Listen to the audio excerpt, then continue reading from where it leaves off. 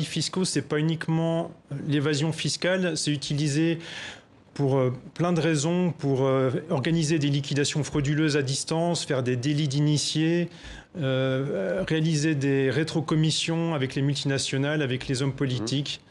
Quand le sujet revient sur la scène médiatique, on dit souvent c'est compliqué, c'est pas forcément illégal, c'est de l'optimisation fiscale. Quel est votre avis à ce sujet, vous qui avez vécu tout cela de l'intérieur? Non, alors de l'optimisation fiscale qui passe par les paradis fiscaux, c'est pas de l'optimisation fiscale, c'est de l'évasion fiscale.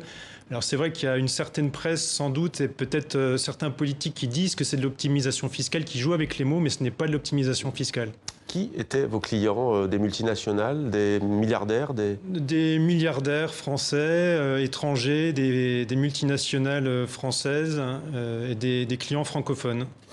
Vous dites que tout ce beau monde, entre guillemets, si on peut dire, s'enrichit au détriment des travailleurs. Et vous prenez notamment un exemple effarant, le site d'Hénin-Beaumont.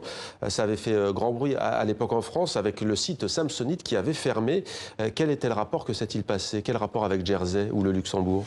Alors, il faut savoir qu'on oublie, mais dans le cas de Samsonite, donc Samsonite Hénin-Beaumont, il y avait une usine avec des centaines de salariés et les fonds d'investissement organisaient une liquidation frauduleuse. Donc quand je m'en suis rendu compte, ça a été une des raisons pour laquelle j'ai décidé de m'engager auprès de la DGSE. C'est quoi une liquidation frauduleuse?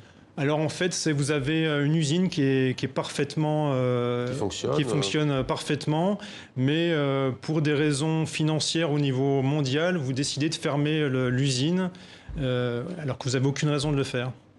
Alors vous dites donc que ces activités illégales, elles ont donc un impact sur la vie notamment des salariés français. En fait, donc, si on comprend bien, vous agissez par patriotisme. Vous dites je ne peux pas laisser faire, il faut que je défende les salariés de mon pays. Alors une sorte de patriotisme doux, hein, pas quelque chose de violent, je dirais, mais c'était vraiment aussi pour aider mes concitoyens.